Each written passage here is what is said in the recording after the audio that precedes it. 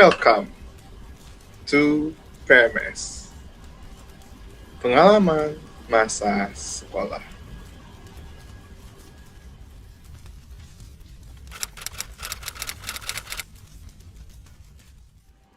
What's up guys? Hayo, siapa yang tadi ketakutan sama openingnya? Nah, nyeremin ya.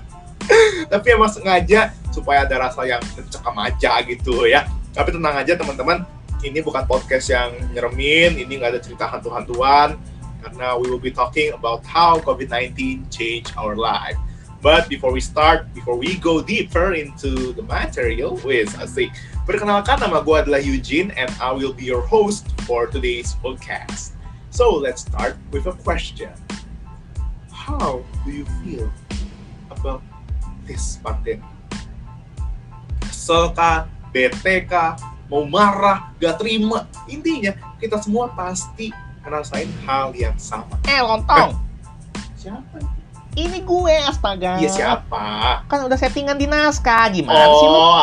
Astaga, ya bilang dong, nggak ada suara, ada apa-apa, tiba-tiba muncul gitu kan, nggak ada wujudnya lagi. Kenapa coy?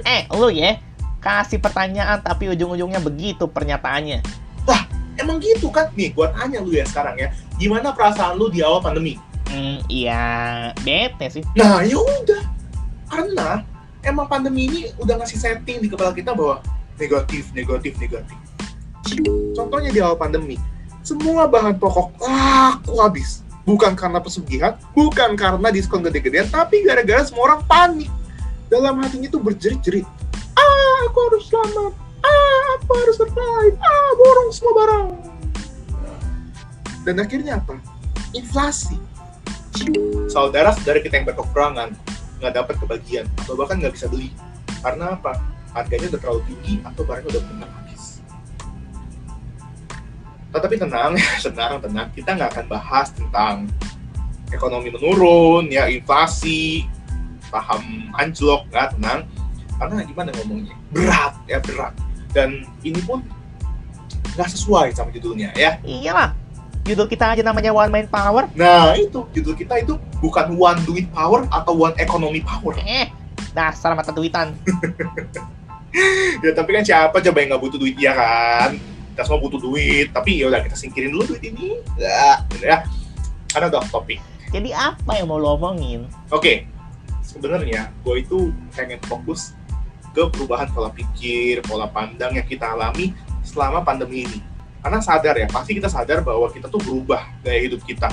Kita nggak bisa keluar, kita ketemu orang via Zoom, Google Meet. Tapi seru kan? Seru nggak? Awalnya kita Zoom, Google Meet, ya kan? Kita ketawa-ketawa, mau berjam-jam, ya ngobrol seru banget kayaknya. Terus akhirnya, foto, jangan lupa foto. Oh iya, gue screenshot ya. 1, 2, 3, cheese. Nah, udah. Habis itu, share ya, di grup, terus di Instastory, terus di tag semua participants-nya. Terus muncul lagi tuh, challenge Instagram Story yang push up challenge, pull up challenge. Terus yang nge-tag temen di Instagram Story sampai ada foto pertama tuh kecil banget jadinya. Sampai kecil gue matang gue ngeliatnya, sampai kicer gue ngeliatnya. Pusing gue, aduh foto pertamanya apa itu? Tapi itu semua seru banget. Awal-awal ini seru banget. Tapi makin lama makin kesini, makin capek, makin bosen, jiwa-jiwa dalam tubuh tuh meronta-ronta mau keluar. Especially buat teman-teman kita yang kepribadiannya extrovert, including me. Nah, kalau buat teman-teman yang kepribadiannya introvert, mungkin dan emang mayoritas menjawab bahwa ya gue sih nggak masalah karena gue nyaman di rumah. Nah, kata nyaman itu akhirnya memunculkan sebuah nama baru ya, memunculkan sebuah istilah yang istilahnya adalah #kaum rebahan. Nah, ngaku lu, kita semua pasti pernah jadi kaum rebahan, ya kan? Tiba-tiba ya bangun pagi, dibilangnya sih pagi, padahal jam berapa? Jam 12 siang, jam 3 sore ya. Nonton ya, habis itu Netflix, Money Heist, Crash Landing on You, Itaewon Class, udah itu. Nih, yang lagi denger gue jamin nih ya, ada senyum-senyum dia Itaewon Class, ganteng sekali, aduh Money Heist, Crash Landing on You, aduh kenapa sih? Gitu pasti semua begitu. Tapi by the way, dari hal-hal yang udah gue sebutin ini, lu pada udah ada yang nyadar belum sih dengan apa yang mau gue sampaikan? Jeng-jeng, dahi mulai ngerenyut, mata mulai lirik-lirik, akhirnya geleng-geleng. Gak apa-apa, karena ini masih appetizer-nya. But now let's go down into the main course. Lu sadar gak sih kalau pelan-pelan pola pertemanan kita itu mulai berubah? Contohnya kalau kita ketemu di sekolah, kita pasti bisa nyapa dengan easily siapapun, except orang-orang kita gak suka lah istilahnya. Dan ketika kita berpindah ke pandemi ini, jumlah teman kita itu makin dikit loh. Karena di sini tuh mulai kebentuk kelompok secara tersendiri. Di mana kelompok yang orang ini adalah orang-orang yang care, orang-orang yang mau temenan sama lu, dan di mana ada lagi ini kelompok orang-orang yang sebenarnya ya udah be aja lah sama lu, gua mah, atau enggak dia bakal cuma memanfaatin lu doang. Jadi meskipun mungkin jumlah teman kita berkurang, ada satu hal baik yang bisa kita lihat, itu solidnya makin berasa coy, makin satu pikiran, makin bisa terbuka. Kalau curhat itu bisa lebih santai, bisa kita percaya, dan dia pun kalau misalnya kita mau curhat, dia udah ngerti kita maunya apa, entah mau didengerin doang atau mau didengerin dan dinasehatin. Nah, tapi nggak untuk kemungkinan juga bahwa ada teman-teman yang makin bercabang juga pertemanannya, karena kan online, lihat di Instagram, oh mutualan, ya udah, lu temenan sama dia ya, iya temenan sama dia, oh udah ngobrol, dekat atau enggak urusan belakangan. Nah, kita baru aja ngomongin tentang friendship, but now let's get more serious into relationships, karena relationship ini hal-hal yang panas ya, panas banget, apalagi di kalangan SMP, SMA yang mulai naksir-naksir, pacaran gitu ya. Aduh, indah banget masa-masa itu, tapi menyakitkan juga. Di sini gue gak akan ngomong hal-hal yang indah. Let me remind you, dan I want to apologize kalau misalnya ada dari lu yang lagi denger ini, nonton ini, tiba-tiba jadi flashback, terus malah jadi keinget lagi sama mantan lu jadi sakit hati lagi. Ya, gue juga ngalamin gitu. Dan gue pengen mungkin ini karena ini juga salah satu hal yang perlu kita perhatiin bersama-sama sebenarnya. Karena gini, berapa banyak dari kita atau teman kita yang sebelum pandemi ini pacarannya itu indah banget, nggak ada masalah, hidup kayak santai aja, berdua mulu. Tapi akhirnya pas pandemi putus. Terus pasti tanya alasannya kenapa? Alasannya cuma bete, gue capek nggak bisa ketemu, udah nggak ada harapan lah, nggak bisa ketemu, nggak ada kontak fisiknya. Aduh, gue bingung, karena yang jadi alasan adalah kebutuhan fisik. Tapi ada juga nih di berbagai ketumbangan pasangan, ada juga kok yang malah jadi makin solid, makin semangat, makin kuat. Terus pas gue tanya, kok lu bisa sih? Padahal tuh teman gue ada 3 tahun pacaran, pas pandemi putus. Mereka nanya ke gue, lu emangnya kalau misalnya pandemi nggak bisa pegang-pegangan, nggak bisa ketemu, emangnya harus putus? Sekarang gue tanya, kalau misalnya lu LDR, berarti lu bakal putusin dong? Aduh, gue yang nanya, gue nanya balik. Well, gue harap sekarang lu udah punya pandangan tentang gimana pandemi ini bisa ngubah seseorang, ngubah gaya hidup dari sudut pandang lu. I know it may sound really heavy and confusing, tapi believe me, if you know all of this, you won't be struggling anymore. Kalau ditanya ya, karena kalau ditanya kayak gini, gimana pandemi ini ngubah hidup lu? Most of us pasti akan jawabnya tuh yang negatif. Kayak tadi contohnya, perekonomian turun, inflasi, teman makin dikit, banyak pasangan putus, orang tua nggak ada kerjaan, makan makin susah. Semuanya negatif. Negatif. Karena dari awal, kita udah punya pikiran bahwa pandemi ini negatif. Jadinya udah keputar di kepala kita negatif. Lah, namanya juga pandemi, pasti negatif. Iya. Jangan selalu positif tuh jadi orang. Justru ini yang harus kita sama-sama latih. Karena gini, gue contoh tanya ke lu ya. Hal apa aja yang paling sering lu komplain ke orang tua atau ke teman? Let's say kita masalahin makanan ya. Puji syukur banget kita masih bisa makan setiap hari.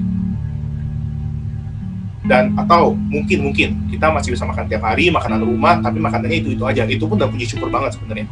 Tapi mungkin ada beberapa orang yang nggak suka, akhirnya dia mengeluh, dia marah bahkan, padahal dia nggak sadar bahwa banyak loh saudara-saudara kita di luar sana yang nggak bisa makan karena kehilangan pekerjaannya selama pandemi. Kalau kita tetap fokusnya dengan hal-hal yang kita nggak punya, ya udah, kita bakal berubah sesuai dengan apa yang sebenarnya udah disetting sama sisi jelek dari pandemi ini. Nggak bagus. Fokusnya ke hal yang nggak punya, stres, bawa penyakit. Udah. Now, let's turn into the positive side. Kita lihat, dari pandemi ini, berapa banyak teman-teman lu yang akhirnya jadi artis TikTok, ya kan, tiba-tiba lu share, lagi scroll di TikTok, temen gua, gitu kan, tiba-tiba. Atau mungkin ada temen lu yang tergerak hatinya tiba-tiba buka organisasi buat bantu banyak orang. Dan saudara-saudara kita yang berkekurangan. Gua nggak promosi ya, tapi ada salah satu temen gua, dia buka toko online baju, toko online bunga, ya. Dan kemudian hasil profit dari penjualan itu 100% didonasiin. How beautiful is that? How amazing is that? Itu mah susah. Gua anak bawang gini bisanya apa, coy? Duit aja nggak cukup, lingkungan juga nggak dukung. Oke lah, iya. Jangan jauh-jauh. Gua tau kadang-kadang kita mikir kayak, aduh nggak bisa, gua nggak ada apa-apanya, nggak dukung. Oke, iya. Tapi sekarang kita lihat lagi. Berapa banyak teman-teman kita yang setelah pandemi ini, tapi selama progres pandemi ini, tiba-tiba pas kita lihat foto dia lagi, lu jadi kurus, lu jadi lebih fit, jadi lebih ramping. Atau tiba-tiba dia bisa produksi sesuatu, produksi YouTube, podcast, atau buka toko makanan online. Banyak kan? Gua pun ya, kalau nggak ada pandemi ini, jangan harap gua terjun ke dunia podcast, saudara-saudara. Jangan harap. Sekarang pertanyaannya adalah ini, lu mau lihat pandemi ini dari sisi mana? Positif atau negatif? Meskipun pertanyaan ini sebenarnya sangat-sangat subjektif, karena tergantung orangnya. Kalau lu nanya gimana menurut lu pandemi ini ke orang yang pemikiran negatif, ya udah dia akan keluarin semua keluh kesahnya tuh. Wah, ini pandemi ini jelek, gue nggak bisa ngapa-ngapain, hilang kerja, semuanya negatif. Tapi kalau lu ketemu orang yang positif dan lu tanya gimana menurut lu pandemi ini, dia pasti akan menjelaskan dan menyampaikan bahwa dalam kesulitan ini dia tetap berusaha dan mau, atau bahkan sudah menemukan hal positif. Contoh, kalau misalnya temen lu nggak diboleh keluar sama orang tuanya, terus temen lu ini, let's say, pemikirannya positif, pasti dia akan ngerti kalau orang tua itu sayang banget sama dia. Tapi kalau temen lu pemikirannya negatif, ya udahlah, mau mikir apa? Pasti pemikirannya, ini orang tua nggak bagus lah, kolot lah, jelek, kayak gitu. Jadi perubahan hidup yang terjadi selama pandemi ini bukan semata-mata ditentuin sama pandemi ini. Perubahan yang terjadi dalam pandemi ini sebenarnya terjadi karena cara pandang kita terhadap pandemi ini. So, it is your choice, and I hope all of us can still stand together as one. Karena dari pandemi ini juga ningkatin kesadaran kita untuk bersatu dan lepas semua ego kita. I know and I believe all of us will make it through. I hope you get all of my points, dan let's go. Mari kita coba sama-sama untuk lihat pandemi ini dari sisi positif.